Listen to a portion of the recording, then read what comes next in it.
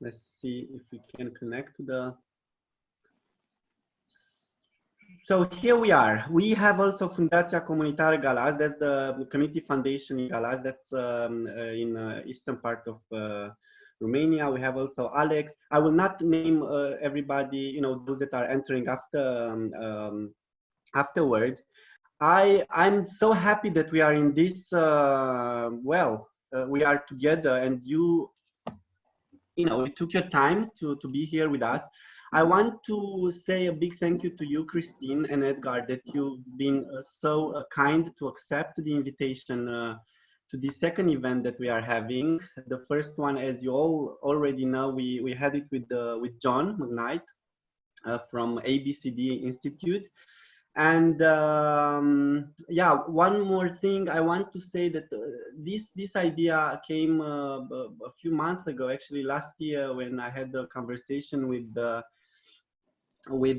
Alexandra Steff. I've told you a little bit, Christine and Edgar, that she's in love with everything concerning system thinking, yes, and then also Ruxandra joined the club. So the first meeting, it was possible because of this trio. And yeah, this is it. Let's see if we have some other people in here. We have some questions that were asked on the event page. I will put it here in the chat room in order to be able to reflect on those questions later on. We are expecting like what, 90 minutes, 60 to 90 minutes. I want to though say that last time in the first event, during the first event, we stayed around 2 hours because everybody wanted to stay. So we might be also in this situation, but we'll ask beforehand, right, if we want to stay longer. And one more thing is that we were laughing, Christine, right, last night, that we had already like 3 hours of different conversations in the last week, and we said that actually we are ready, we are done, we can jump to questions. So well, this is it. I'm happy that we are all here. I hope that you had the time to look a little bit on what TimeBank is, and not to have Edgar and Christine spend more time to talk about it, and to look more into not necessarily how the world is changing because of COVID-19, but how the world is changing because it's changing anyway. It's maybe this is just a trigger that you know, reminds us that we have to look also on to other resources that we have in terms of how do we communicate one with each other, how do we help one with each other, how the economy should encompass other resources than money. And here it's you know, the whole philosophy behind what you, Christine and Edgar, you have you know, you have behind the core economy, and maybe you can give a little bit more details on this. For those that didn't have time to look on what I've sent today on the event page, we are in the middle of a short introduction that I'm doing, and then we are kindly inviting both Christine and Edgar to have like what, 10, 15, 20 minutes of introducing the subject.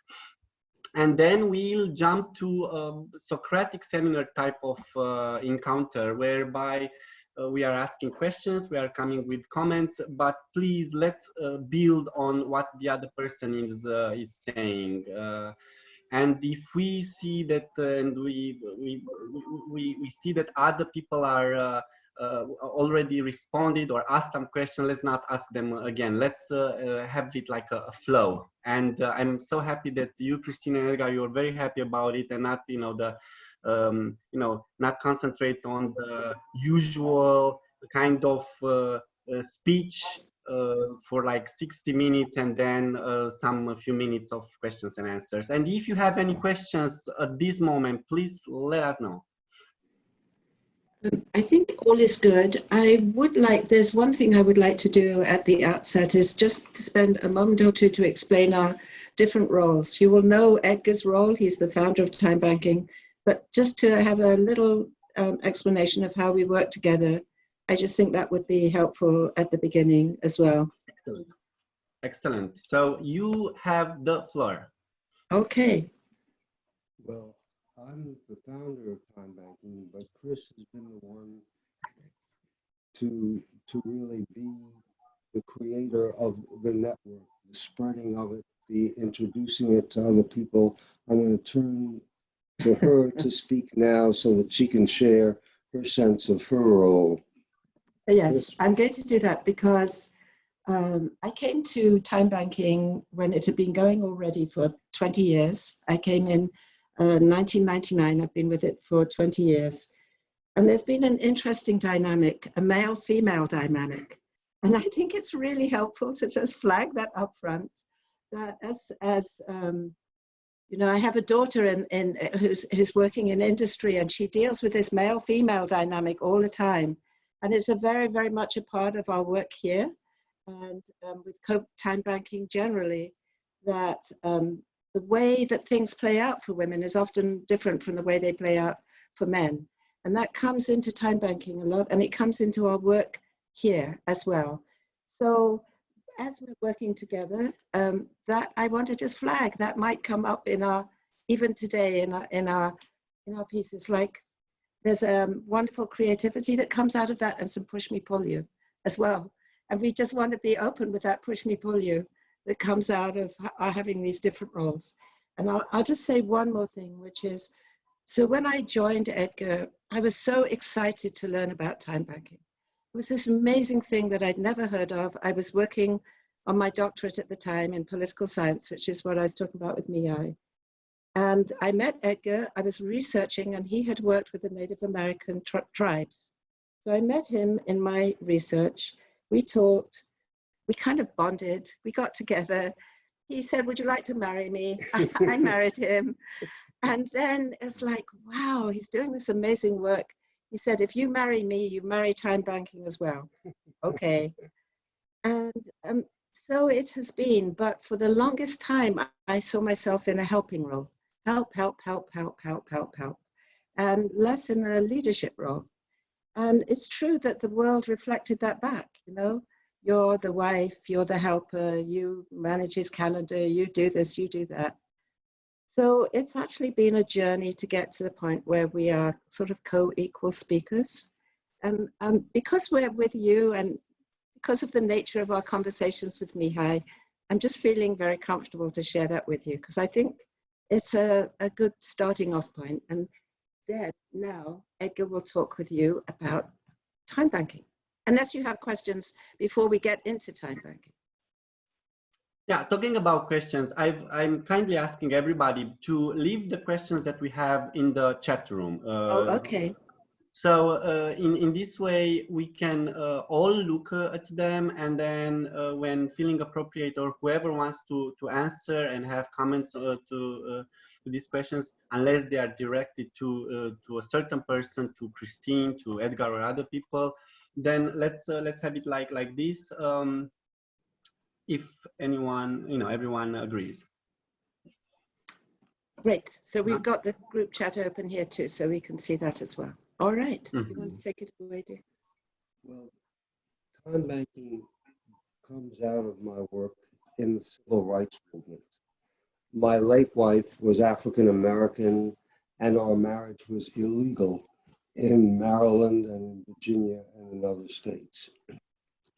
So I lived with the consequences of being illegal, and of our marriage being illegal, and our children being illegal, and dealing with the fact that we needed to really begin to say, what does it mean to be a human being? Because that's what the civil rights movement was about. It was about saying that because of race, or because of marriage, or because of identity, you were somehow subordinate and silenced. And the initial process of the civil rights movement was protest.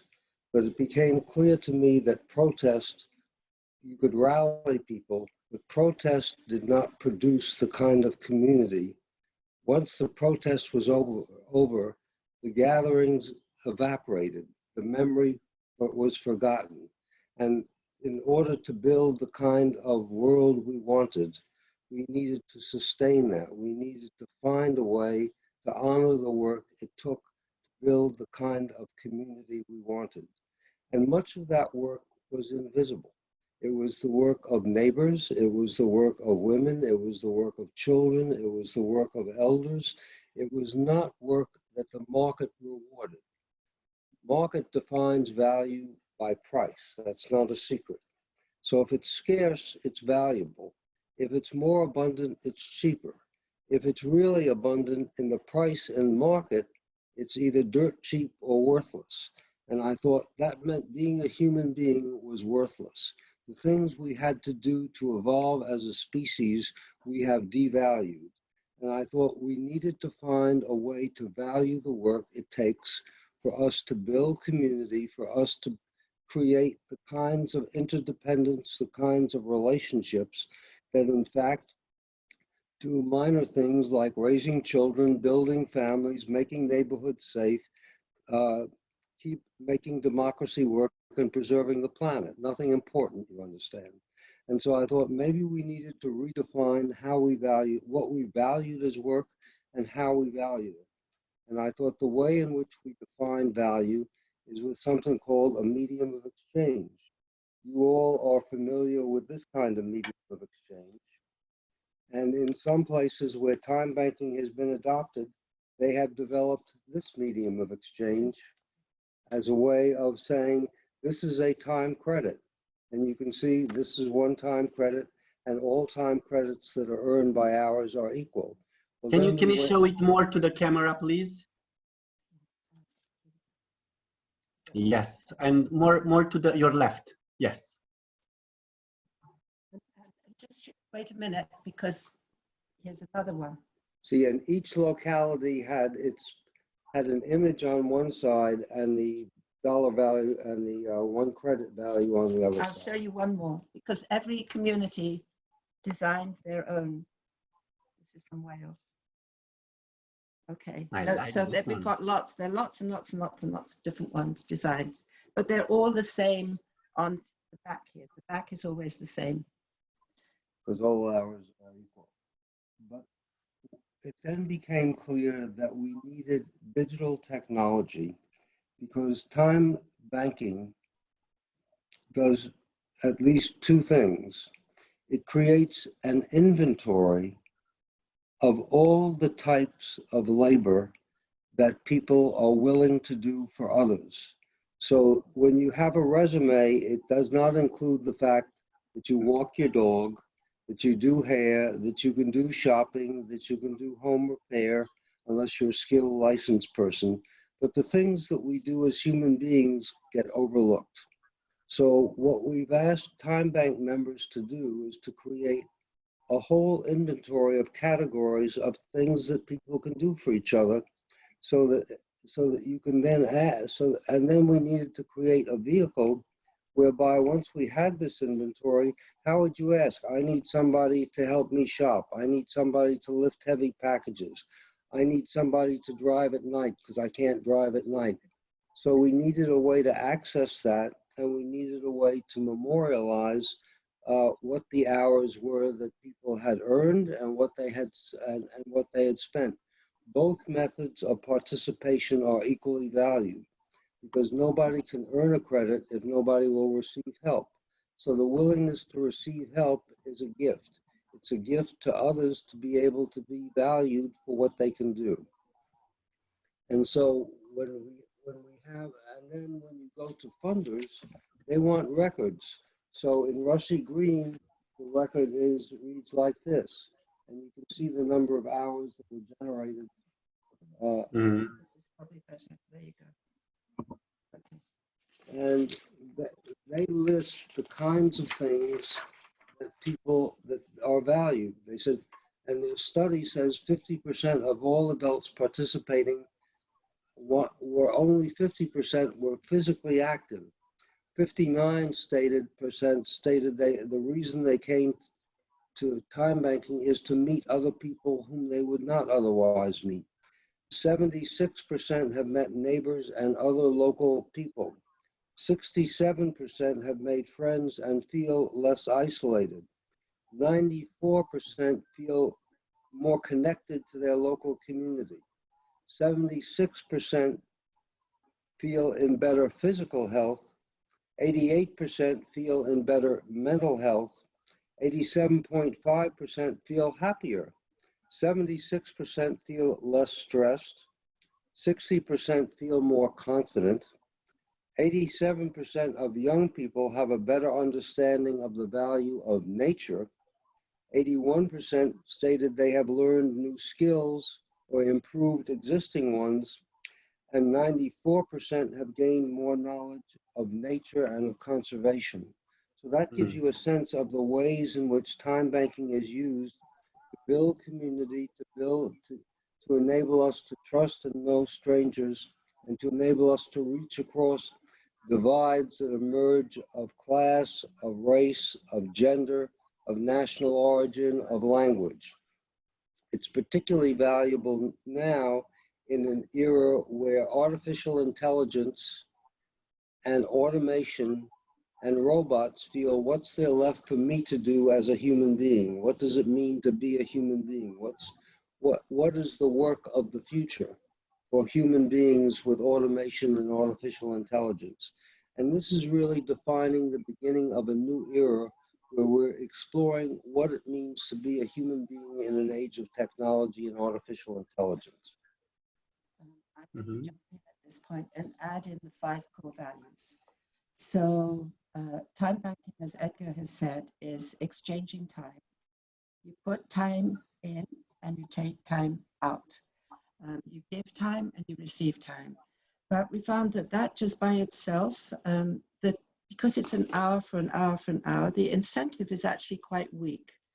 You know, when you earn money, you can accumulate your money to buy things that cost a lot, or you can use it for cheap, you can vary it, but we don't have price in time banking. An hour for an hour for an hour is sort of rather clunky. It's not a very adaptable medium of exchange.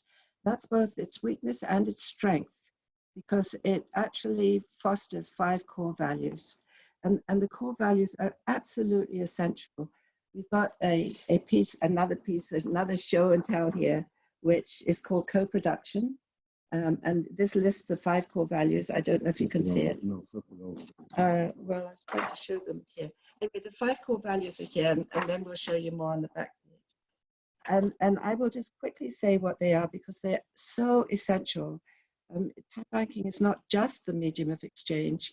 It's actually committing to these 5 core values and using them as a kind of goal that the purpose for which your time bank is created. And the first is very similar to John McKnight, actually, to value the idea that everybody has something to offer. And so often in our society, some people are told that they count and other people don't. And time banking says everybody can count. The second is that doing the work of home, family, neighborhood, and community also counts. And in the past, it has often been sort of, well, that's just that. The real work, the real work is what's done, that's paid. And so often this is not paid work. The third is basically reciprocity, which basically is saying we need to create cycles of giving and receiving. It's like breathing in, breathing out. And so much certainly in the United States and Britain, which we're familiar with, social services are a one-way street. Some people receive, other people give, and there's a power differential that's not healthy. And again, this is very much joined to in alignment with John McKnight's work. Community, valuing community is the 4th word. We're stronger together. And the last one, which was added later, Edgar first laid out the 4, and then he added 1, respect. You cannot hear us? You can hear us? You can hear us. Okay. Valuing respect. So those 5 core values, whenever we talk about time banking, those are essential and central as a way, because so much of this is about talking up a storm to get time banking to work. It doesn't just happen automatically. It takes talking, it takes deliberation, it takes thinking about the resources in the community and the individual resources in the same way that John McKnight does. But it also then adds one sort of layer on top of that, which is, what are the exchanges and how do we make sure that those exchanges do get rewarded? It sort of focuses attention on those exchanges. And we're really talking about creating a system, creating the system that existed long before money, creating a new kind of extended family where it's not biologically related, genetically related, but it's related by virtue of the fact that we are all human beings. We are, as a species, we are the human family on a globe, and we have to find ways of sustaining that family and sustaining the globe. And this is what the purpose of really renewing an economy that is otherwise invisible. I call it the core economy, because we could not exist without families, neighborhoods, communities, civil society. But it tends to get dismissed because it's not necessarily included in the gross domestic product, GDP, because GDP does not value relationships, does not value trust, does not value connectivity. It just values transactions generated by money. And money values what's scarce, but not universal. I'm very aware of time, and we could carry on talking and talking and talking, but we don't want to do that. Talking about this, Edgar and Christine, I mean, in our conversations before that we had on the phone, I was telling you a little bit about what we are doing in EduCab, working with libraries in various countries, and one of the things that I've been looking at when I was at the Catering Foundation, because that's actually how I've been introduced personally to you by David Matthews, was that I was looking through the indices and indicators that are used by V-Democracy, V-Dem Institute, and Freedom House.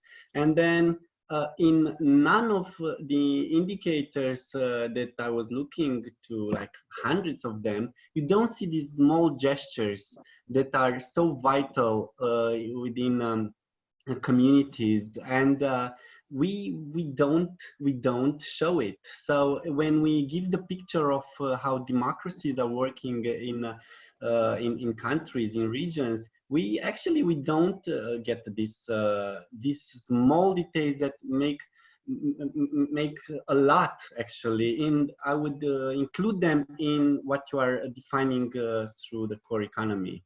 What do you think? What are your thoughts on this? Well, time banking can drive civic activity in 2 ways. It can drive it to realize a goal, a vision of how we want to be. But it can also be used to mobilize people, say for voter registration, for protests, for meetings that enlist the whole community to say, this is unacceptable and there must be change. There are different methods to introduce time banking into a community. So, Mihai, just to what you were saying about those small gestures, and really that is the sort of essence of the core economy, kindness, stepping forward and helping people in small, kind ways. And you will know that in the United States, and I think across Europe right now, there's a lot of populism, a lot of rejection of the other. And so it takes work to actually keep recognizing, honoring. It takes attention to keep focusing on those small gestures. And it's very telling that they weren't in any of those indices. It would be maybe hard to actually make those into, that's an interesting challenge. How would you make those into indices? How would you make those into indicators? But you're absolutely right that a kind community is a community that's more resilient and has more well-being for all, and that we should be striving towards those things. That's what democracy should be supporting. In fact, you're looking at an indices of empathy activated by caring and engagement, not empathy just, oh, I feel sorry for you, but empathy that is energized. And we might want to develop a measurement scale for how easy it is, for how many people do things for others, and what kind of connectiveness exists on a local level and on a national level in terms of policy and in terms of programs. There are different ways to implement time banking, and I'll go through, say, 4 or 5 of them. One is a doctor in one health center, when he prescribed medicine for somebody, he also prescribed when they had diabetes, or when they were overweight, or when they had a kind of nervous condition. He prescribed 10 hours of time banking, both giving and receiving, as part of the regimen. A lawyer providing services, a teacher providing teaching, could say to the students, now I want you to teach a younger generation. A lawyer can say, I want you to spread word about these rights and about what law can do or what legal access can do. So every professional that delivers services can say, and I want you to pay it forward in some way. The second way is that grants and funding can include a reserve category for an in-kind match. We'll give you 80% of the money you say you need, but 20%, but you have to come forward with 20% measured in a mix of money and hours of civic engagement. And that could be a second method, a requirement. That third, there can be a whole category of grants and activity that specifically are targeted to reward engagement, and courses in civic engagement in the schools, in the colleges. There could be a career line created of change makers, and change makers who inject time banking as a medium of exchange to produce change. And then there can be membership clubs that people join, where membership dues include some hours of contribution helping others, as well as some money to meet the operating costs. So there are a variety of ways in which we've seen time banking introduced by people in different settings. We need to leave you now time to question, and to participate as whether you see this something that is alien to how you think or is complementary. And we would love, one of the things we did was we invested in the software, so that software is available that enables you to create a digital inventory of all the things that members are willing to do and when they're willing to do them. And the software enables one member to contact another, to ask them if they'll help, or coordinators to pull together meetings, send out and use email to bring people together, because we wanted to create that tool. So this wasn't just a nice theory, it was in fact an operational process that you could tap into and use. It's available in English and Spanish, but we have a translation software that would enable you to create a version of this software in whatever language you would want. Yeah, talking about this, I don't know if we have somebody from Provobis that joined us. Because, yes. Hello. Hello. Hi. My name is Madalina. I'm joining you from Provobis. It's good to be here. Good to see you. Good to be Yeah, with you. so Christine, Edgar, Provobis, it's well, the leading organization working with volunteering centers. They've helped starting a dozen of volunteering centers. They provide resources to those that are still active, and the discussion, and I see also Mihai Lisescu is here because he was giving the information about our event to them, and I'm happy that you are both here. So one of the discussion that we had on the internet, well, short exchange of messages, was the idea of maybe having a follow-up discussion, but in a smaller group, whereby we can work with people from your team, Christine and Edgar, and maybe a small training that can be delivered to the team from Provobis, that like a TOT kind of training of trainers, and then can help them to go further to the communities of volunteers they serve. Yeah. Are there some questions that? Yes. We have a lot of questions. If you see in the in the chat. Okay. So right. it starts if we go from the beginning, and these were asked on the website of the page of the event. Okay. So what, are you going to feed us the questions, or should we just pick them up off of the chat? I think it's better if you read them Mihai, maybe it's easier if you read one by one and try to address. Okay, so the first one was, but before that, if there are any other comments, before questions, comments that any of you have, we have other people that joined, and we very much welcome them. We have Madara, we have the team from Sofia platform in Bulgaria, Luisa and the team, and other people. So, and Marina, I see also, Misha. So welcome, please jump in. The idea is to have a seminar, Socratic seminar type of discussion. So you've just I'm seeing Mihai raise his hands a couple of times. Yeah, thank you. Yeah, but it's hard to give him the floor because that's it. Now he will continue to speak for 2 hours. You'll see. He's too busy speaking, in order to let others to speak also. But thank you very much for paying attention to my desperate gesture here. My comment is related to the fact that as it might look for most of the people, time banks can seem as institutions dealing with non-monetary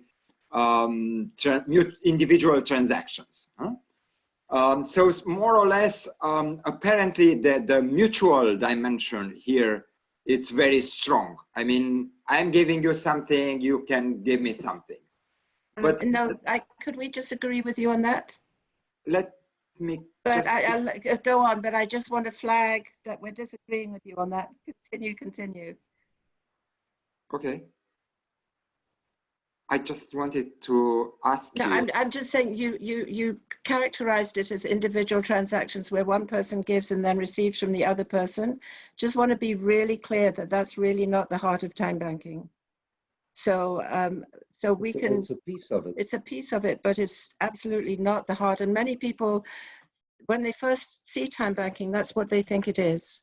But really need That's exactly what I was saying. Oh, okay. Exactly what I was saying. And I wanted you to comment on the fact that out of this apparent dimension, very superficial as you underline, there is a community benefit there. And in this respect, you already mentioned a couple of them, but what I'm interested more would be for you to develop the way that nonprofits, organizations, community organization, how can they interact with the activity of the bank, and which would be the benefits for both sides to have them? I'm sorry, I was just trying to explain which would be the hypothesis of the request. But again, the relationship between the nonprofit organization in the community and the time bank, and which would be the benefit. Thank you. Thank you. Sorry, I should not have jumped in quite as ready.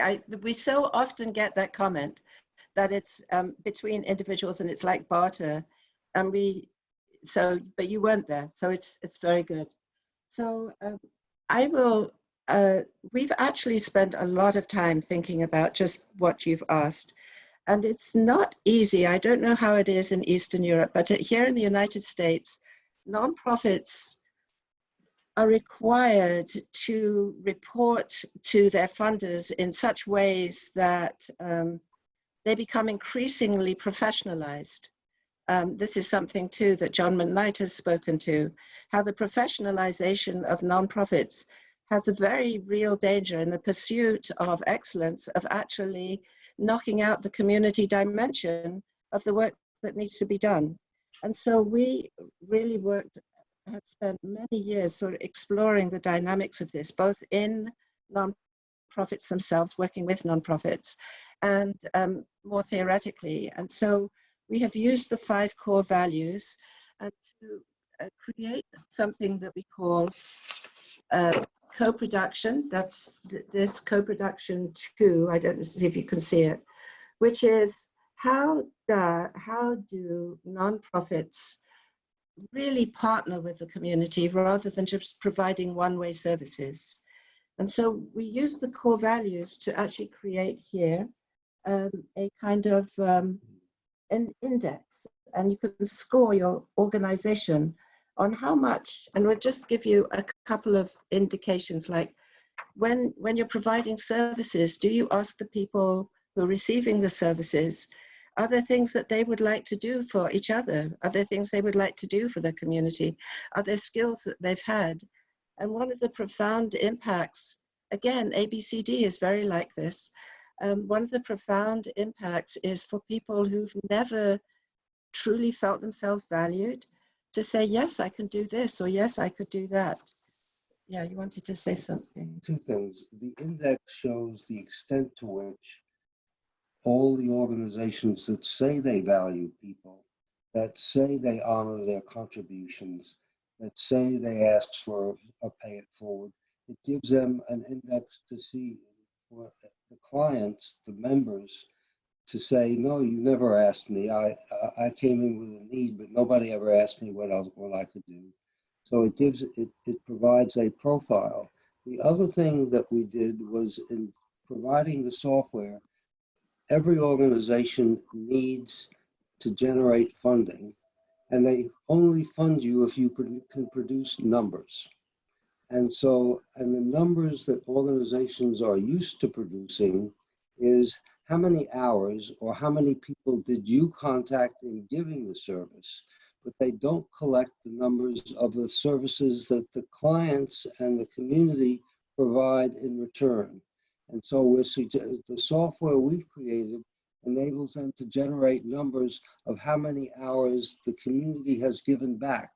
And that's a measure that we think is critical in getting government support. We not only serve this number of people, but they in turn generate these number of hours, and the government wants that and funders want to see that. So it's the production, it's the use of the hour and the use of a currency to generate numbers that redefine whether you're really doing the job. Thank you.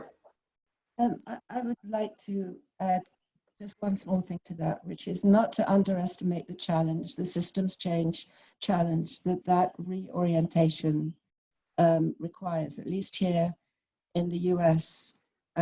It's profound. It's really hard for nonprofits to accept from the community as well as to organize the services that they give to the community. Yeah, I train law students to ask, what's your problem?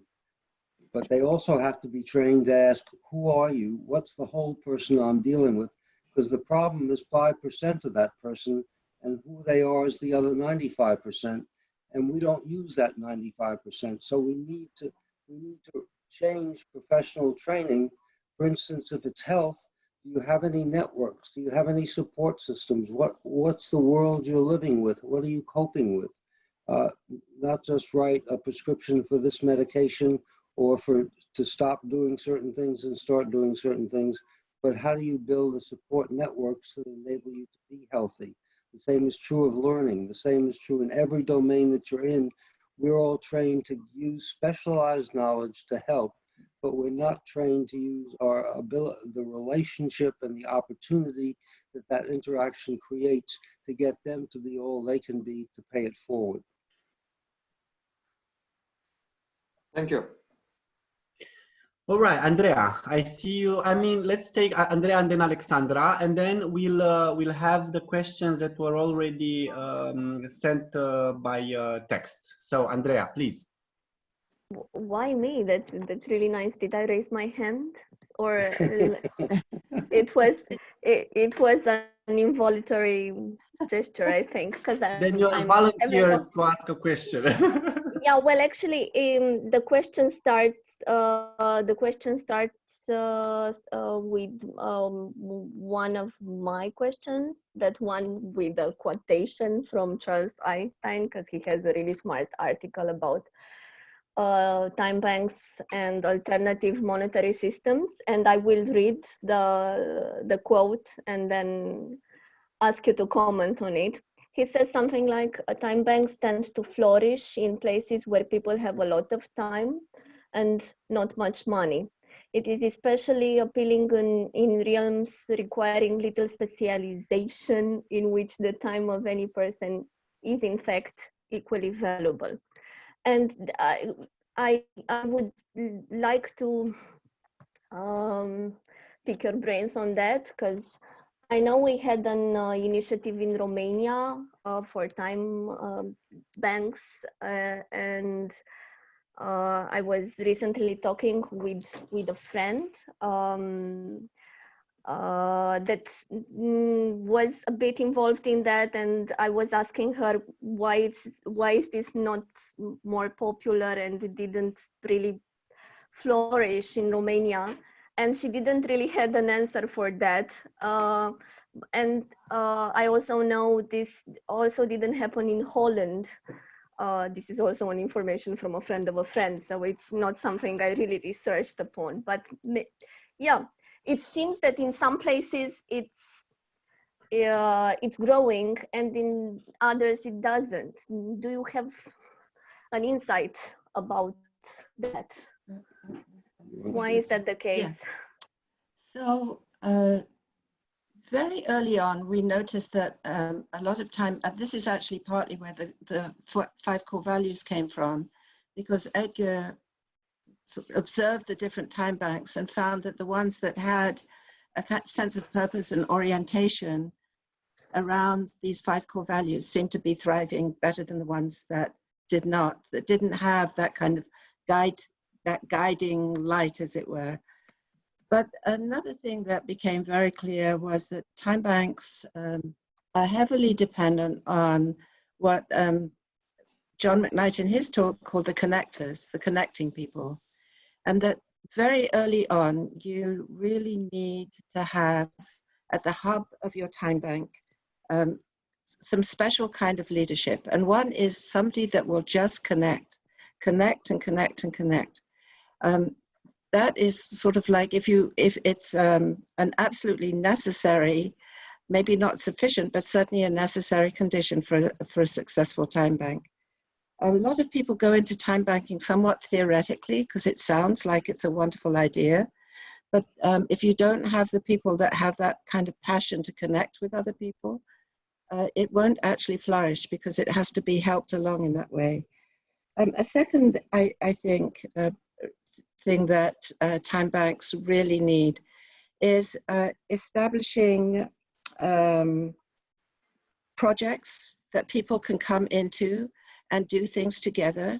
And in those projects, it needs to be really clear why people are joining the project, and are there ways that they can use their time credits afterwards, or do they want to donate their time credits? And there have to be conversations around that. So you're building, in effect, a new culture. It's not just that you're replacing money with another complementary currency. You're actually building a culture of kindness and caring, and paying attention to the stories, attention to the ways in which it's impacting people, attention to the relationships that are happening, bringing together, coming and sharing how it's happening, what you are replacing is a culture of less connection to a culture of more connection. It's one thing to preach kindness and caring as an ideal, but I think there's a more universal need that people have, and there's a universal need to feel that you matter, to feel that you are valued, that we all at some point begin asking, why am I here? Do I have a purpose? Have I used my life to make a difference? And I think that TimeBanking needs to speak directly to that and saying, you are needed, you are valued, and that so that's going to be a culture change. The second thing is, when you speak to legislators or officials or foundations, you say to them, there is vast untapped capacity that your investments, your grants, your programs fail to actuate. And so why are you failing to do that when you have a tool to use? And that goes to a deeper need, because all over the country, all over the world, there have been projects that have mobilized communities. And so there's a fundamental obligation to do something called use knowledge of what works. And why are you, and in effect saying to professionals, why aren't you making an obligation to be a professional to know what works and what makes a difference? And why aren't you assigning your students to find out what works so that we can develop the principles that we need when we go forward and when we license people? I think we need particularly to spread this to academia. Academia trains professionals, it trains social workers, it trains urban development specialists, it trains social psychologists, it trains lawyers, it trains, but we don't include in that training the obligation to maximize use of all resources and to understand them and to give them knowledge of ways in which that's been done. So those would be some of my answers to you about how do we get an awareness of the vast untapped capacity and how do we actuate it? Yep. We have Alexandra and then we have Tudor. Hi, I'm really happy to be here listening on this. What caught my attention was how community organizations sometimes, by becoming professionalized, move away from the community. And this is a topic that's really on my mind recently. I collaborate with organizations, so I'm not embedded in any one, but I'm sort of connecting organizations and communities. So this is an interesting place to be because you observe these traits. You observe how organizations become sort of self-entrenched and serving their own needs without wanting to. I mean, it's just the logic of sort of survival. And I'm wondering, can you have, or what sort of new type or what sort of thinking do organizations who really want to serve communities need to be honestly community serving? Do they even have to be organizations? So this is such an interesting area of exploration, thinking, changing practice. And it's really hard because it's very challenging because it's the natural nature of money to reward scarcity. I mean, that's how we create our use of money. And so organizations, in a way, are encouraged to create scarcity by actually professionalizing, so that they can earn the money from the funders to do the work that they have to do. And time again, we find that organizations struggle to even be able to accept the contributions that communities will make because of the way that their grants are structured, the way that their expectations are laid out and so forth, performance is laid out. And so I think that a huge part of changing this is actually having these kind of conversations. You know, we were on the phone just a little while ago with somebody in the UK who completely flipped everything on his head. First using time banking, then adding other ways of engaging the community. But all along, it was such a challenge because he was having to push back against this push towards professionalizing. And I think that really one has to find other practitioners who are doing this, places where it has happened. It's not easy to do. I really, it is not an easy thing. I would think that there are two ways, two approaches.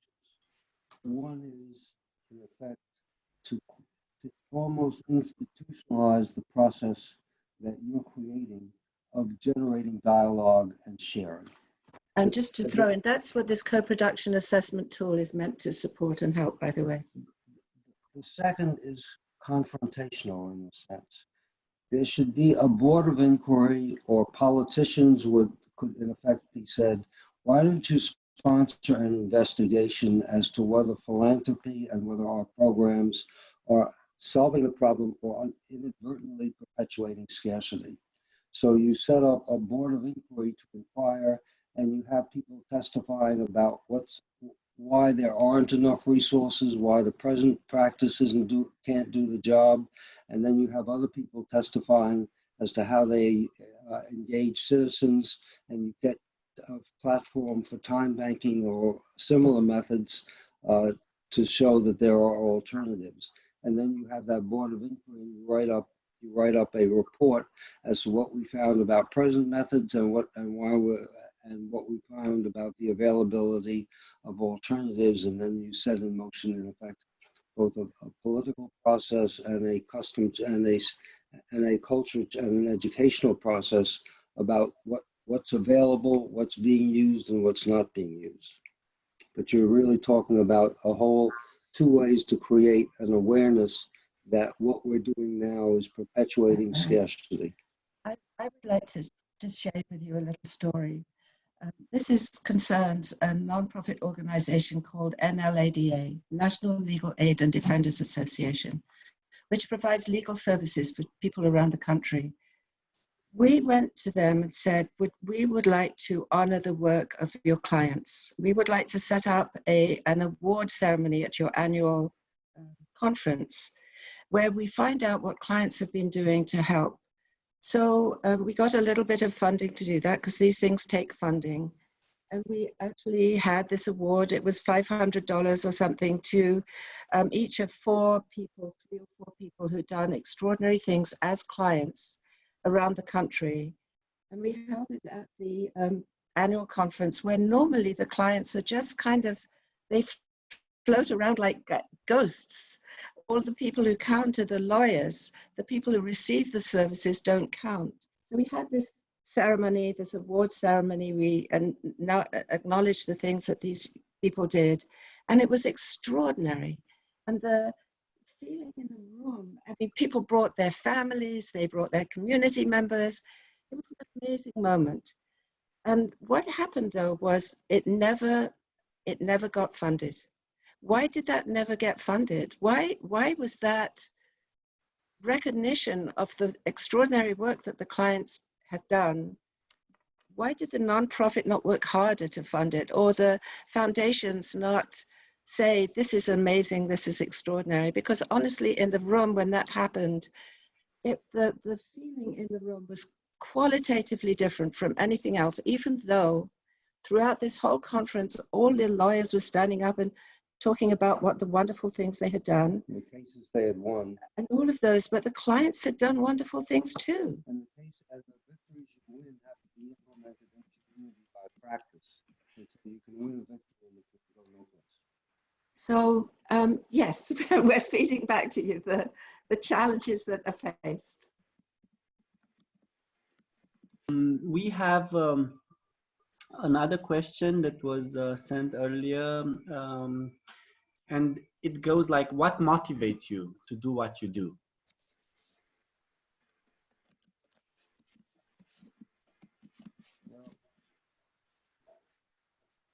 Well, personally motivated by the religious tradition. It comes out of Judaism that says, justice, justice shall ye pursue.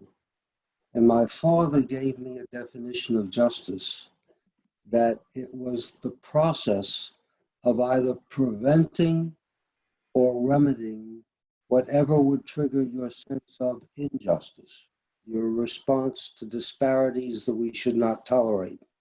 So it's the sense of injustice, that we are living in a world that tolerates disparities and injustices, and that we have an obligation. We'll never fulfill the mission, but we're on mission here every day, is how I was brought up, to address those, to highlight them, and to find ways in which we could make a difference in reducing those disparities, in either preventing them or remedying them. And that's the tradition that I inherited. And for me, it's very different actually. I don't have this intense sense of social justice that Edgar has, and that has come from his community. But what I do find is that when I'm working in the community with people in the community who are determined, using their gifts and their energies, and they want to make something happen, I just love working in that environment.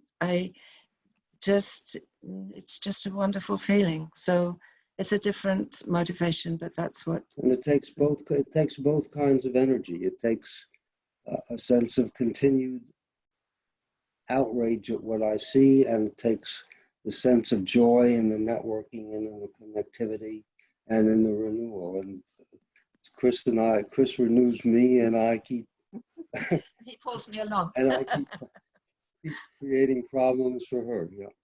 Yeah, thank you, and thanks, Gabriela, for the question. And I would add a little bit of context, and maybe you can, before we get to Tatiana with her questions, maybe you can elaborate a little bit on how you've started it, because it came from a decision of the President Reagan, right, to cut funds to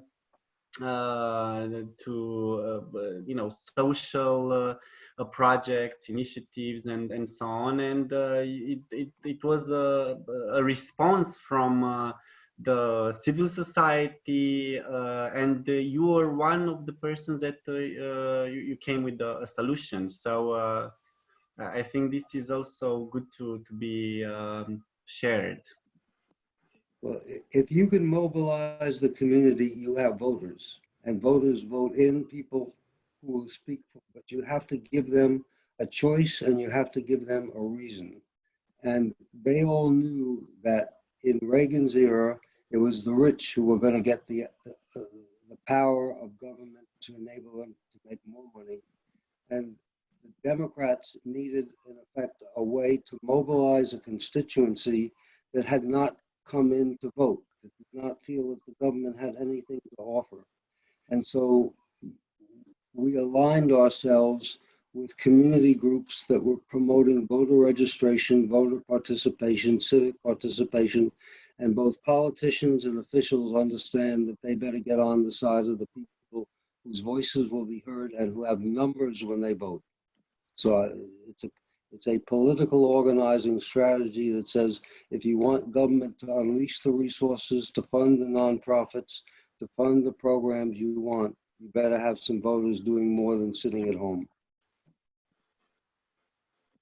And they don't, and you can't just do that with a voter registration campaign. What we found was that when you have a time bank, the voter turnout from the time bank is significantly greater than the voter turnouts that the Democrats would have as a voter registration campaign in the same city. I'll just say that every time bank honestly is, every time bank is doing time banking, but time banks tend to be very, have their own personalities, and their personalities differ enormously depending on who started them, what the purpose was for them, what the community is like, what kind of response they got. And I just want to say, there are some that are oriented towards social justice. There are some that are oriented towards really, I'm thinking of one in particular, actually, Abby Greer with Kent County Time Bank. It's oriented around the notion of love. It's actually oriented around the notion of love, that we can build love into our community, and that time banking, giving of your time and receiving time, is a way to do that, and that you can build, create, I won't call them system, well, they are systems in the loosest sense, in the most informal sense, but you can provide kind of rituals, ways of going about things that will support and sustain relationships that carry love within them. And that's one kind of time bank. Now, others are oriented towards social justice, others towards in the environment, others towards low income, replacing the impact of low income. And so being very, very clear about the purpose of your time bank, and it can grow over time, but having that clear sense of purpose that can grow and change over time, and you can add projects with new purpose, but being clear on purpose is essential. Talking about love, we have with us just joining William. William is our good friend and partner from Kenya. William, welcome. And he is one of the persons that you will hear talking about love all the time. It's like we cannot do anything within communities if we don't, love the people that we are working with. So, William, welcome. We pass the microphone to Tatiana. Thank you very much, Mihai, and I'm really pleased to have this occasion to discuss with you. I was reading today in the morning about your work and what you are doing at TimeBanking, and I was seeing many connection points with the research team I'm working on. So I'm doing a PhD in value creation and capture mechanisms in innovation ecosystems. And as you pointed out, mainly the research when it comes to innovation ecosystems, it is focusing on economic value, on what you say, that this price, what a market is calling value as being price. And there are many other types of value that are created. In fact, the social value, the ecological value, and many other we can investigate. And in my PhD project, I'm looking to investigate also the social value that is created, and that is much harder to measure. So my question to you, and in terms of the field, I'm looking at the innovation for the mobility of the elderly people, because this is a way to make them remain autonomous and healthy for a longer period of time, especially in the context when we have this aging of population in the developed countries. And I'm investigating this in the northeastern part of France, focusing on social innovation initiatives. And my question to you would be, what would you define as being value at time banks? How would you suggest to approach measuring it? Because this is so hard to do. And when it comes to this professionalization of NGOs as related to the expectations the financing parties have, what would be the golden middle between these needs of the communities and the needs of the financing parties? What should be the approach for a young researcher as myself? So despite my professional experience, I'm new in research, and I would like to investigate and to see what can I produce that would contribute to developing sustainable innovation in this kind of innovation ecosystems? I think that there is now real interest in measuring the impact of interventions to reduce social isolation. Social isolation is now being documented as having a critically negative impact on neurological development, on the way the brain relates to the cells, on the rate of aging, on death and on mortality rates. And there are measures, and social isolation is different from loneliness. Social isolation is about feeling that your time is valued and matters. And there are measures to develop that have been developed. If you look at the literature, that would measure reductions in social isolation from different kinds of intervention. And I think that as a matter of public policy, even legislators and executives would say they want to reduce social isolation to produce the kind of community, the kind of engagement that you want. I think there are two, in effect, easy targets. One is, how do we deal with the elderly and engage them? The other for younger people is, how do we deal with global warming? And that's not going to be done just by professional interventions. That's going to take a culture change. And so those two areas are areas that I think are ripe for asking the kinds of questions you're asking. I would like to respond to your comments and your question in a slightly different way. I'm going to show you a little diagram. I've just this minute drawn it. I don't know if you can see it or not. Can you see that? It's a Venn diagram. And there's 3 circles. And one, it's actually at the top, it would say exchanges. And one is economic. We do economic exchanges. We do transactions for economic reasons. And the second circle is we do actually transactions for relationship reasons, because the economic ones, to have needs met, we do them in the monetary economy. The one for relationships, we tend to do in family or with friends, but we have transactions going on all the time. And then the third circle that I've created is spiritual, or a sense of building a higher sense of self. Normative. Yes, normative. And when we talk about time banking, honestly, we know that, and I'm going to show it again. I don't know if I'm showing it well or not, but time banking actually is in the overlap. That's one of the things that actually makes it challenging, and why it's so important for a single time bank project or initiative to be really clear on purpose. Because when you're living in that overlap, it can very easily be a mishmash of those different things, rather than being, okay, we're going to choose our time bank to focus on helping our children, a time bank project to be helping people with, as Edgar said, social isolation. So the measures then become relative to the purpose that you've chosen for the time banking. So I think that having these kind of frameworks of looking at how do we structure our relationships in our society, given that we've monetized so much of it.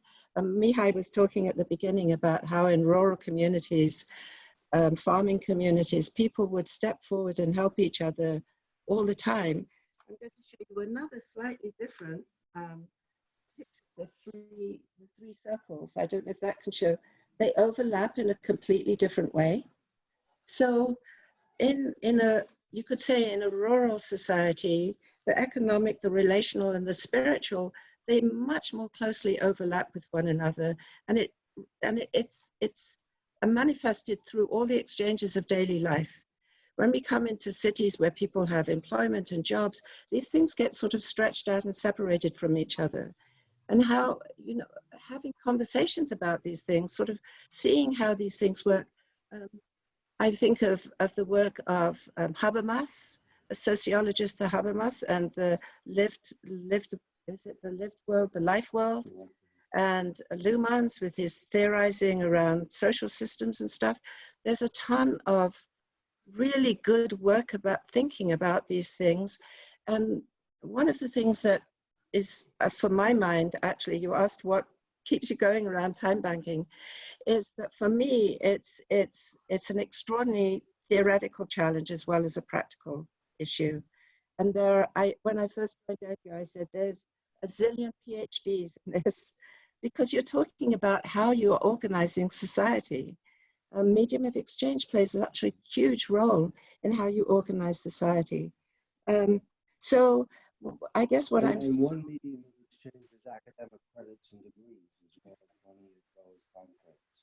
So in a way, what you have to do is, as in any systems thinking, you have to define the boundaries of the system that you're choosing to discuss, to explore and research. And you can make that broader or narrower, or you can make it very, a combination of broad and narrow. But you as a researcher and a theoretician have to, and this is not an easy thing to do. I really know, because I grappled and struggled with this in my own doctoral thesis, and it was really hard. But I hope this is helpful, is all I can say. Thank you. Thank you very much. Okay, and we have from Anka, we have the question, could this economic model work beyond the level of the community? Is there a role there for the state? Well, all states in the United States, ever since the 60s, would have grant programs to pursue certain purposes. And there are ways, and they give you evaluation criteria when you apply for those grants. If one of the evaluation criteria was participant engagement, what are you doing to generate participant engagement? And there are different ways to phrase that, but sometimes never always. And is there a program? And is there a programmatic description of the activities you will use this money for to generate that and to reward engagement and to sustain engagement? And that can be built into any governmental effort.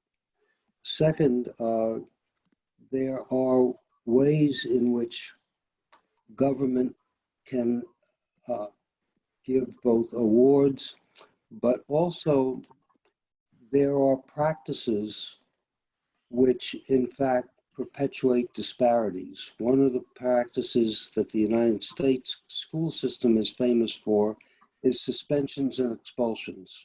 There are other ways to get students who misbehave than suspensions and expulsions. So there are practices which enlarge and engage the student in helping others, as a way of, your punishment is you will spend 20 hours tutoring third grade students as to how to read, or how to play soccer, or how to do something. And so there are modalities, there are present practices that can be identified as producing isolation and producing polarization, and there are practices and the enumeration of practices that could be incorporated in a behavioral, in what schools do and what cities do. There are also public hearings. Legislators love to hold public hearings because they're not responsible for what they, but if legislators could be told, we need to have public hearings on how to engage and how to increase engagement, that's a simple and nice way to say I care about my constituency. So that's a popular kind of cause that you could have legislative hearings on or executive hearings on. So, and finally, there is research that needs to be done, and there are research institutions, and you may ask them why in all the research that you're being funded to do, is there nothing about engagement? Is there nothing about propagating engagement? Because we know it's a critical element in making progress in these fields. So those are some things that I think, some methodologies and some questions one could ask. Thank you. And Ruxandra, do you want to talk a little bit, like 1 minute about the community foundations in Romania? I mean, you have an interesting question, but if you want to share before the question.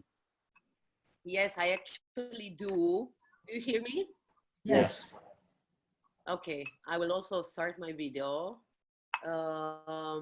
So I just wanted to say that you gave me so many answers to some questions that I've been having for a long while.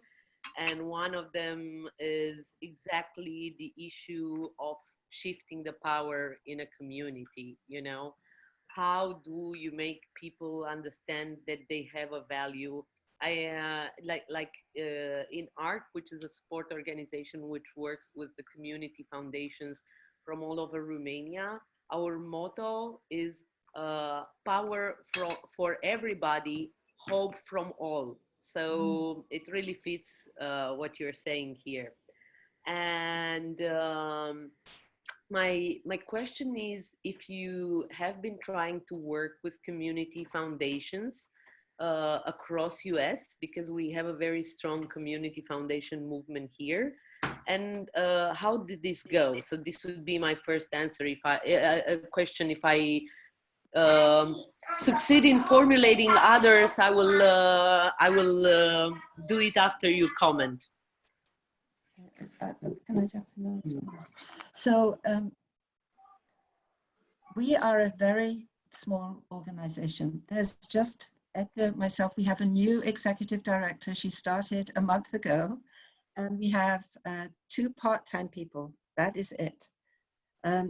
We actually walked away from funding a few years ago because we were so fed up, tired of having to jump through the hoops that funders were making us jump through, that pulled us away from where we wanted to go. And so we just made a decision 4 or 5 years ago.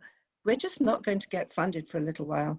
We're going to actually start with our new executive director. It's time again to start approaching funders and having conversations with funders.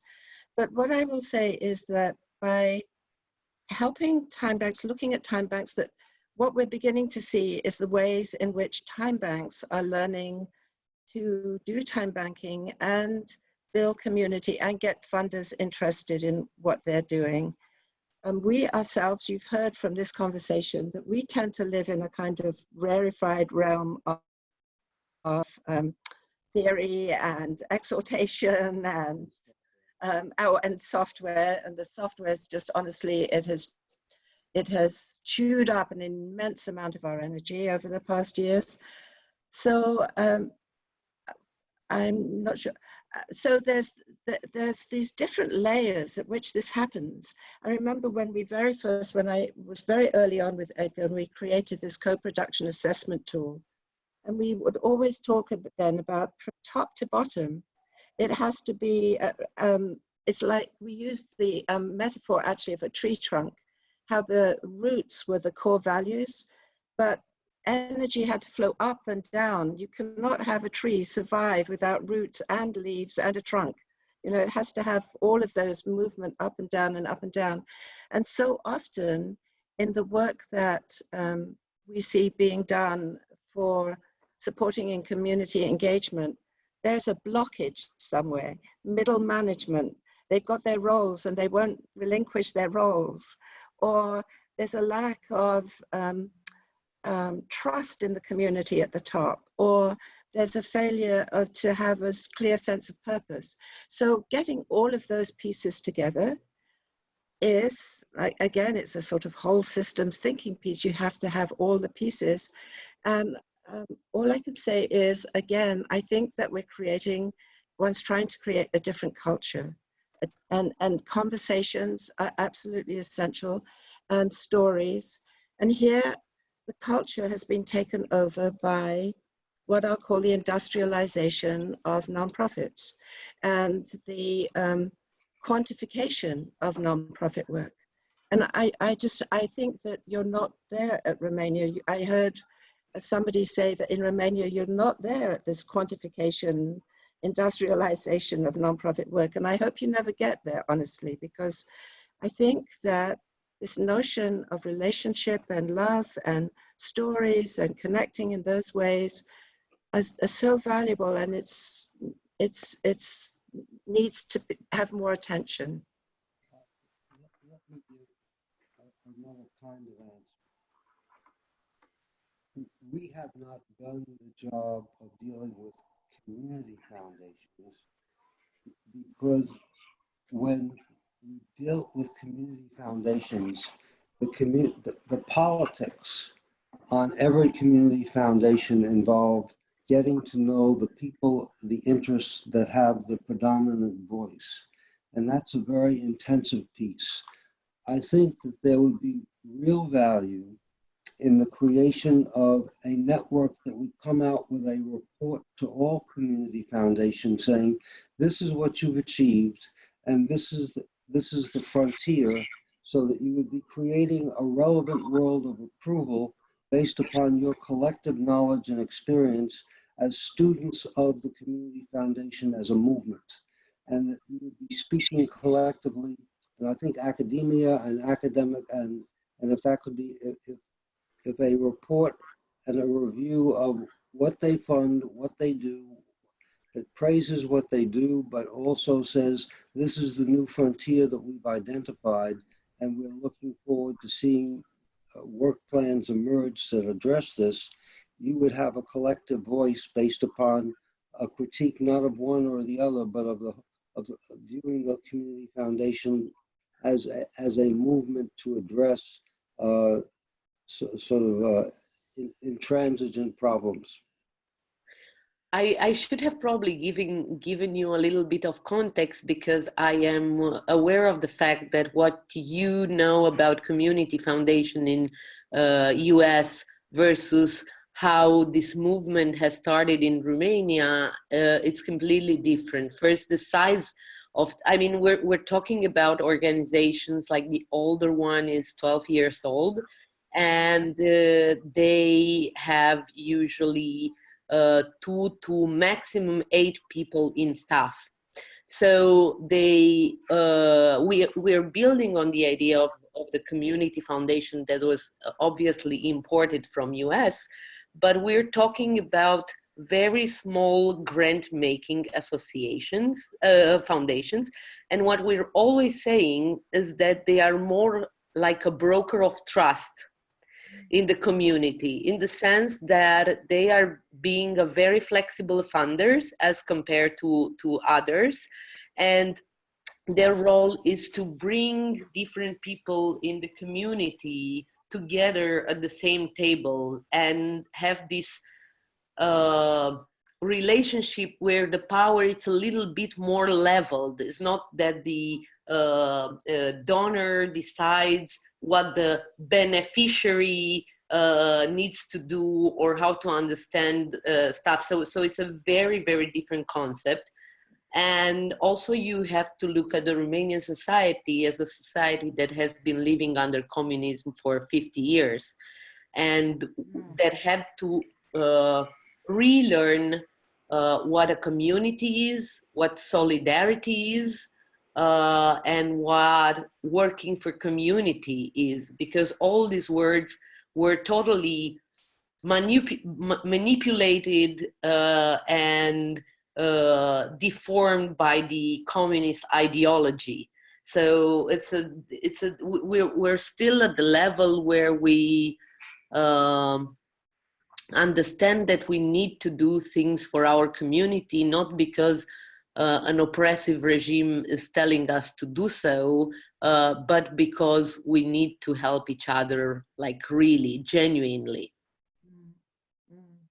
Thank you for sharing that. Yeah, and I want to bring to the attention that, well, officially we have 4 more minutes from our conversation, but if we agree to stay a little bit longer, this is the moment. And of course, I will ask you, Christine and Edgar, if you are willing to stay like 10-15 minutes more. That's fine. Yeah, that's fine. Absolutely fine. Thank you so much. So whoever wants to stay longer, you are more than welcome. And then we have two more people that ask questions, and we have Mother. You have two questions if you want to maybe give a little bit of context about the volunteering centers, and then ask the questions. If not, I can ask it. And then we have also Tudor. But before you asking the questions, we have people that might want to also join. They didn't say anything, so please feel free to jump in with the either going you know, video, audio, or and in the chat, because we have, I mean, for me, I mean, I'm very curious on the case in if there are any time banks or if there is any talk about it in Bulgaria or in Latvia. So anyway, if you wanna talk, let us know. But we have Mother now. Yes, thank you, Mihai. So my question was, do you have any examples of organizations or volunteering centers that use this concept of time banking in their activity? And if so, can you tell us more about how their activity has changed or how what impact it has on them? So yes, many, many, many. And the question, the thought is, what is what would be some of the most relevant ones? So where to begin, really? Is this possible? There's also, we were talking with Philippe and what he's doing, and then there's Pape Samb and what he's doing in Senegal. So we had said earlier that every time bank is its own unique thing because it's responsive to the context in which it's operating. And time banking is really a sort of platform and a tool that you use to adapt to the situation you're in. Mission and purpose. It's about mission and purpose. So there is a time bank. Marshy Black is the time bank coordinator. She's been with it since 1987. So that's a very long time. And she's been with 3 different organizations. First, it was Elder Plan, which was a health management organization. Then it was an organization called Visiting Nurses, which was a healthcare service supplier. And then it was an healthcare insurance provider called Archcare. And now actually she's with a 4th. It's the same time bank, has just migrated between these different organizations as their business models have changed. And all the way along, she's been doing the same thing, which is finding the ways in which the clients of these organizations can help each other become more resilient, become less depressed about getting older, become connected to each other in relationships of caring and concern for one another. So that's Marshy's. And she's had to prove that that's affected their mental health, their diabetes, Right. their being overweight, and mental health issues that really had medical consequences. And so she's had a staff of up to 7 people. But again, each time the business model of those different organizations changed, she would be with one for a few years and then they would say, whoops, we're not getting refunds from the government for this particular kind of work, or we're not getting these kind of payments come in for that particular kind of work. We're going to have to let you go. We're going to have to basically decommission the time bank. And she'd run around and find another organization and they'd say, yes, it fits with our business model. Here you go. So she's just been extraordinary. And her name is Marshy Black. And she is an amazing time bank leader that's been doing this for 30 years with an enormous sense of humor and a great sense of persistence. Then just to give you another very different example, this one is actually from Africa, Senegal.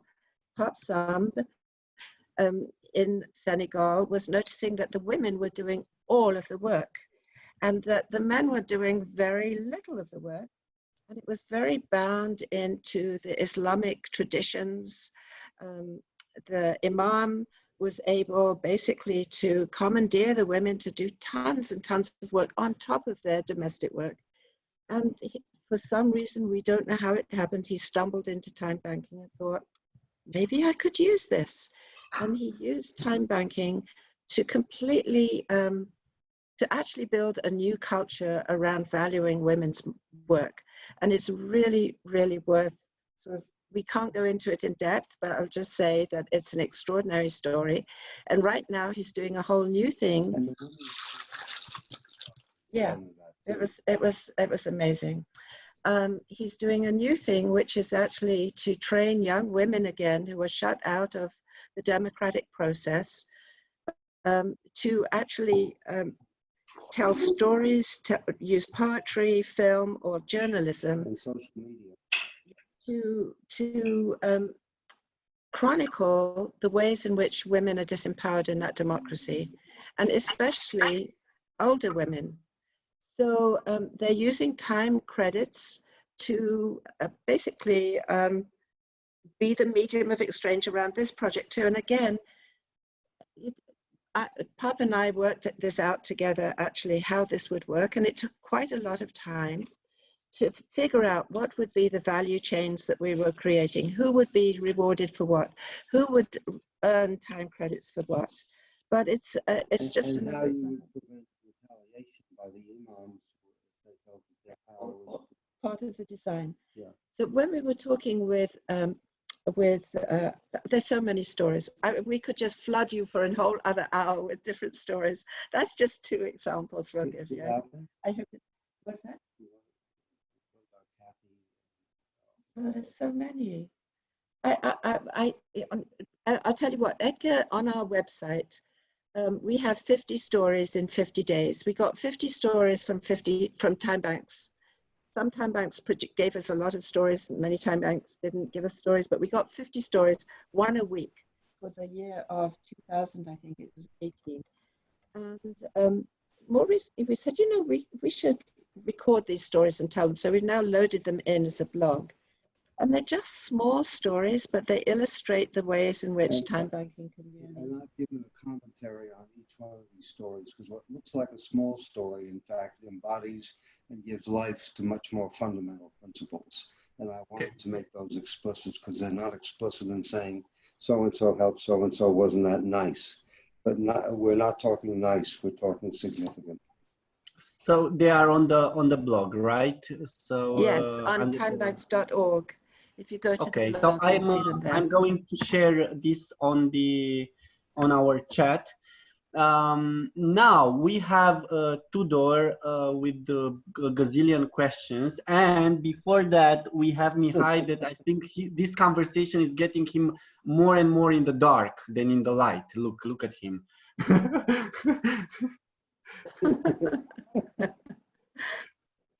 So I will let Mihai first. So anyway. No, he's back in the light.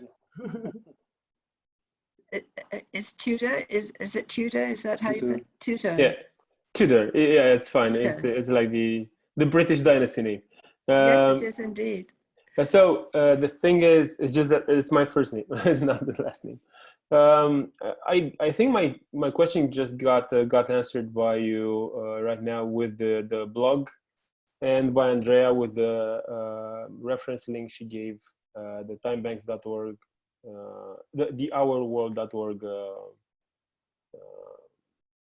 inventory. So our world is our world. So now, you know, there was a time when TimeBanks USA was TimeBanks, our organization, was pretty much all there was. It was just us, nothing else.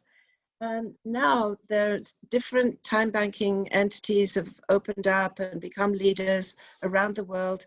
And also our world started actually by providing software, and they made a film very, very independently of us. We have actually it's an interesting thing, but we don't have very much interaction with our world.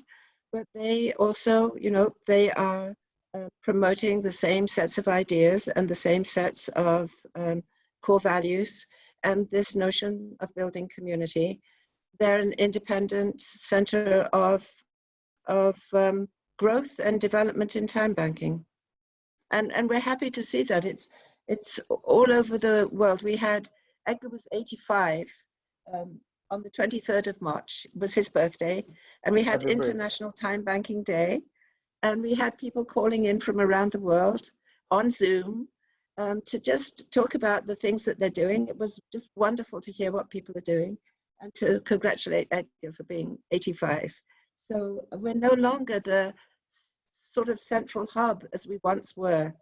And we're a hub. We're one of many hubs. And that's a really good thing. It's a little bit shocking when it first happened. It's like, oh, we're not the center anymore. And we're not the center anymore. That is a good thing. Thank you. And thank you so much for doing this. It has been an inspiration. Oh, good, good. So glad to hear that. So now, I mean, if I would ask you, Christine and Edgar, if you have any questions to any of you know, the persons that were talking, because we've you know, bombed you with a lot of questions. So if you have any, you know, if you wanna hear anything from us in particular, and the second, if we have the other people that are still wanting to say something, I would direct our conversation to the end. You know, if we can stay 5-10 more minutes, I think it will be sufficient. So yeah.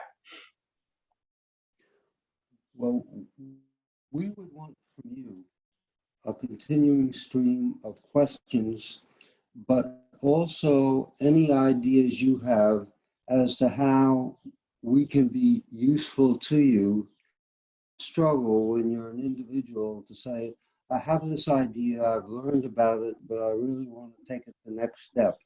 And if you were, if you could help us do something like introduce the software and produce a workshop on software, or help us write a grant proposal with a specific mission that works for your context. You know, we could collaborate in being if there's some resource, we could probably then say, all right, we'll need to look for funding so that we can be more than 2 or 3 people, but we do have several decades of experience, and we can draw on all of the proposals that we've written and be a resource for you. But to say that, we would need some indication of what you would need in order to get access to the next steps.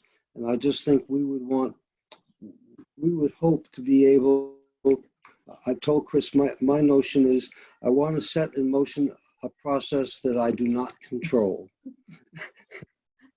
Yeah, yeah, I mean, at this moment, Mihai, please. Mihai wanted to say, hello, Mihai, yes. Oops, we can't hear you, Mihai. Can't hear. Mihai, you need to unmute yourself. Well, it can help, I mean. Yeah, I just wanted to leave the space for the other Mihai to give you all the insights of the discussion. But the fact is that I still have in mind one remark which I think would be relevant to discuss. As a personal perspective on time banks, I see, and again, I'm ready to take any reaction from you. I see it as community investments in social capital of the community. I might be, again, this is my perspective, but I would like to thank you this time. It's an A, huh? Yes, A+. Okay, great. So, but I would like you to elaborate a little bit about this while we are resonating, at least on this one.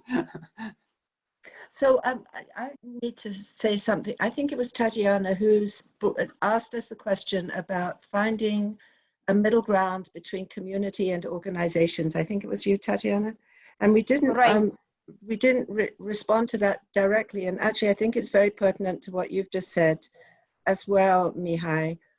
because we need, as John McKnight pointed out, we need organizations, we need what he called triangular structures as well as circles. And yet here is this, this challenge in making circles and triangles sort of come together. And there's a sort of in-between space, a kind of boundary crossing space between those two things. And there needs to be actually people who become skilled, I think, at being able to turn in either direction, you know, to be able to actually turn towards the community 1 minute and be with the community dynamics and the community kind of, we jump in, we make things happen by considering what we each can bring, and we don't have a firm set of restrictions or roles that we must play, and there's a lot of voluntary as opposed to voluntary action versus structured organizations where you contract. On one level it's voluntary, you've contracted to do it, but once you've contracted to take a certain role, your role is very dependent on people above you. So I don't know if I'm quite responding to what you just said, actually, Mihai, but I think what I'm doing is totally agreeing with you that what TimeBanking aims to do is build the resilience of communities, and it seeks to straddle that space between the circle and the triangle. And to do that takes learning, experience, conversations, studies, resources, research, the whole ball of wax gets involved. I think we're entering into a new era because of IT and Facebook and the ways in which we can link together. And I think part of our collective job is to figure out, are there ways in which we can use IT to create a different array of possibilities. I think that there are at least two journeys and two kinds of activities that we know are moving forward. One is learning, and that's a lifelong process, but that doesn't mean it can't be credentialed, as that we can't create a change maker as an identity that has its own value and its own form of recognition, and that we can't begin to define the competencies that need to be developed and manifested in order to call yourself a change maker who could be available to community groups. And I think that we need also to be a voice for the importance of social capital in a world that needs measurements of social capital, not just rhetoric. And time banking is certainly an indirect measure of the creation of social capital in a community. And if communities started to identify themselves in terms of the amount of social capital they had generated, and this would be a measure that officials and governments would want to say, we are producing social capital as well as monetary capital. And I just throwing those in. I think the third thing is, I would urge you all, each one of you, to look at Community Weaver 3, the demo program, and to practice it with 4 or 5 or 10 people, to get a feel for what it can do and what it can't do, because then you'll be able to speak to not just general principles, but you'll be able to speak to how it enabled you to get some help, how you gave some help, and you'll have your own personal stories, and that will enhance your credibility when you speak to the possibility of creating the kind of world you want to create. So we could honestly, this is a wonderful conversation, I'll tell you. We're loving your questions. We're loving the thoughtfulness that is coming across from thousands of miles away. And we could carry on talking with you for a very long time. I had a lovely conversation with Mihai, was it Saturday or Sunday? I can't recall, but it was of the same richness. And it's a wonderful thing to be able to have this conversation with you. We really, really deeply appreciate this opportunity to be talking with you all. really. And Mia, if you've recorded this, we would want to be able to share this for our network so that they would get a sense of the questions and could stimulate their own discussions based on hearing some of our discussion. Definitely, we'll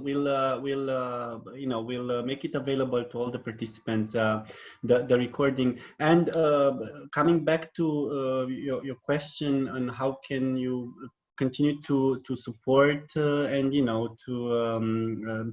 to be involved in what things are happening around here. I mean, I see at least three directions. One, with the network of volunteering centers, and here maybe we can have a different discussion with the mother and her team. The second, with the community foundations, and this can be a separate discussion, more applied on their case. The third, it's related to the EduCap team, and this is one of the things we've talked, Edgar, last year when I was in Dayton at the Catering Foundation, about the idea of not necessarily starting a time bank in Kenya.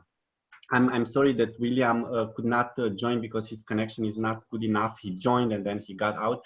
But then it's not necessarily to start a time bank, because in rural communities where we are present there, things are already happening. People are helping each other. But to tell about the importance of remaining, to remain in this mood of helping each other and not moving towards this more mercantile kind of approach and society. And that's my dad in the back.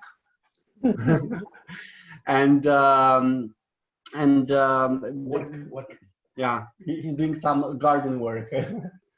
And yeah, this is something that I see at this moment. But of course, there are other ideas that might occur academically, as Tatiana, you were underlying, and some other people might have, and maybe they didn't have, because I am talking too much, they didn't have a time to share it, like from people that we couldn't hear, which are really amazing people doing amazing things in their communities. So if you are willing to, maybe we can come back individually, each of the groups, and maybe you can connect us to those persons within your team, or yourself included, to continue the conversations.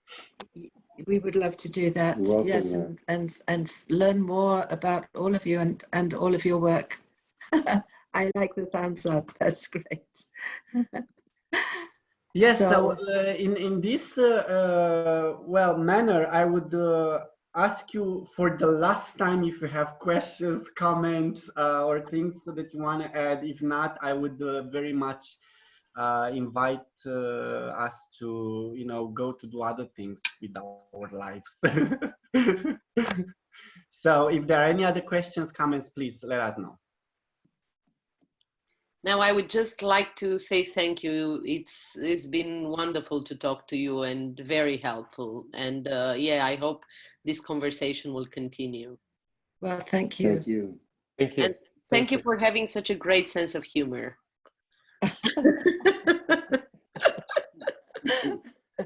One of the most valuable human things. Yeah, I mean, I was telling you with, I was talking with most of you, telling you that both Christine and Edgar have more energy than all of us together. So here they are. Well, thank you very much. Thank you. Thank every one of you for your comments and your questions, which we just really... Well, there's also a personal story, as some of you know and some of you don't.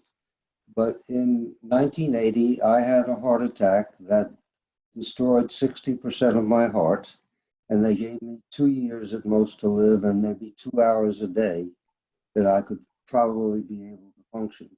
And it was in the intensive care ward that I thought of, what do you do with 2 hours? And I thought of, well, why can't we, if I'm not going to throw it away, how do we create a medium of exchange where I can put it to use? So TimeBanking was born in the intensive care unit of a hospital, and since I'm now 85, I guess I beat that 2-year projection, and the doctors tell me, because I just had an echocardiogram, that I'm about 85% healed, and I can exercise at the rate of somebody who's never had a heart attack. I attribute having purpose somehow sends a message to your whole neurological system that maybe you ought to stick around a little while longer. Your cells are needed now. Wow. Thanks for sharing. That's a story of resilience. Mm. Yes, Well, very. It is. So I'll just say And one did you last want to, thing, which is, if I may, which is just as you've been asking your questions, there's been going on, like in the back of my head, little movies about different time banks and different time bank leaders and things they've done and how they would respond to you. And because it's like a chorus, you know, the thing about time banking is it is just a platform and a tool, and people make of it what they will. And it calls for leadership and imagination. And for those who kind of, and it doesn't always succeed, many fail, many actually rise and then fall, others fall and then rise. It's very, very variable, but it is always an exploration and an adventure and an opportunity to learn and grow and see the world in different lights and different possibilities. It's as much about that as anything else. So thank you. Thank you. Thank you.